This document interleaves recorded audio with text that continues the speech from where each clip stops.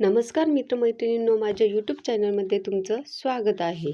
मित्रांनो, जर तुमच्या दारात किंवा गच्चीवर किंवा अंगणात किंवा गॅलरीत गोकर्णीच्या फुलांची वेल असेल किंवा तुम्ही गोकर्णीच्या फुलांची वेल लावण्याच्या विचारात असाल, तर हा व्हिडिओ शेवटपर्यंत नक्की पहा.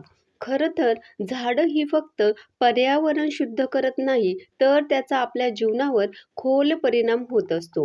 शास्त्रानुसार घरामध्ये काही झाड लावल्याने सकारात्मक ऊर्जा मिळते, सुख समृद्धी सुद्धा येते. अशाच एका वनस्पतीची वेल म्हणजे ज्याला आपण कृष्णकांता, विष्णुकांता असं म्हणतो, ते अर्थात गोकर्ण. याला अपराजिता असं सुद्धा म्हणतात. या गोकर्णाला पांढरी किंवा निळी फुलं येतात. या फुलांचा आकार गायीच्या कानांसारखा असतो, म्हणून याला गोकर्ण असं म्हणतात. निळ्या रंगाचे फूल भगवान श्रीहरी विष्णूंना प्रिय आहे. गोकर्णाच्या वेलीला वेल्थ वेल असंही म्हणतात. शास्त्रानुसार गोकर्ण घरात लावल्याने धनाची प्राप्ती होते. हे रोप घरात लावल्याने लक्ष्मीचा वास आपल्या घरात होतो. आता इथे पैशाचा अर्थ असा आहे की हे झाड घरात लावल्याने धनवान होण्यासाठी केलेले कष्ट आपले सफल होतात.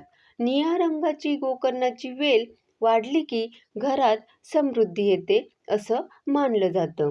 पैशाशी संबंधित समस्या सुद्धा संपुष्टात येऊ लागतात किंवा या गोकर्णीच्या वेलीच्या वाढीसोबतच घरामध्ये भरपूर सकारात्मक ऊर्जाही वाढते असं म्हटलं जातं.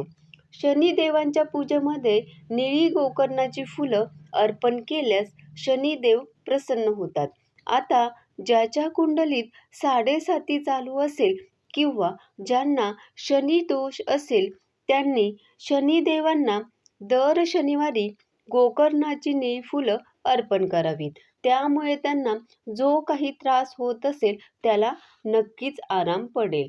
आता बघूया घराच्या कोणत्या दिशेला ही गोकर्णाची वेल लावायला हवी.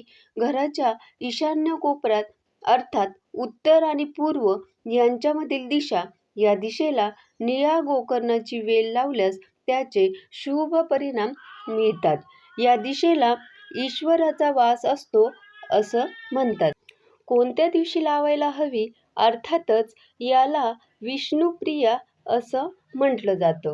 त्यामुळे विष्णूंना समर्पित असणारा दिवस अर्थात गुरुवारी माता लक्ष्मीच्या दिवशी अर्थात शुक्रवारच्या दिवशी तुम्ही ही निळी अपराजिता अर्थात निळं गोकर्ण लावू शकता. ते नक्कीच त्या दिवशी लावल्याने तुम्हाला फायदेशीर ठरेल आणि तुमच्या घरामध्ये सुख समृद्धी येईल. गोकर्ण ही भारतात उगवणारी एक आयुर्वेदिक औषधी वनस्पती आहे. गोकर्ण वनस्पती पारदबंधनासाठी वापरण्यात येणाऱ्या 64 वनस्पतींपैकी एक आहे. गोकर्णीची फुले, शेंगा, पाने, साल, मुळ्या या प्रत्येक भागाचा औषधांमध्ये वापर केला जातो.